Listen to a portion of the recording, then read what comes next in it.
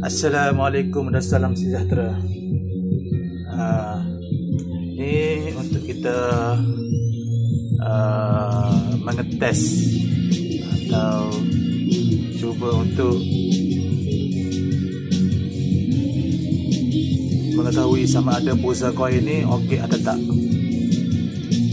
Okey, yang kita perlukan lampu LED lampu LED, bukan lampu yang biasa-biasa tu. Lampu LED, sebab lampu LED ni dia punya voltan yang rendah.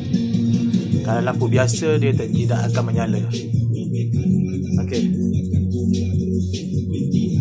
Ni dua wayar. Mana-mana nak sambungkan tak ada masalah. Yang ni warna hijau, yang ni warna biru. Okay, biasanya pulsa coin ni wayar dia warna biru dan hijau. Okey, sambungkan. Satu yang hijau dan satu lagi yang biru. Macam tu. Kemudian ambil satu besi.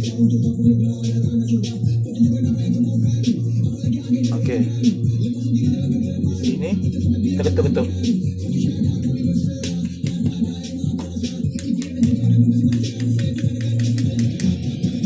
Ini bila LED ini menyala, bermakna pulsa coin ini okey.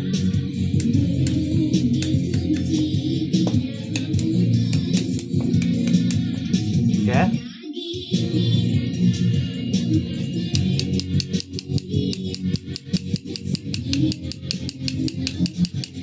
Bermakna pulsa coin ini okey lah.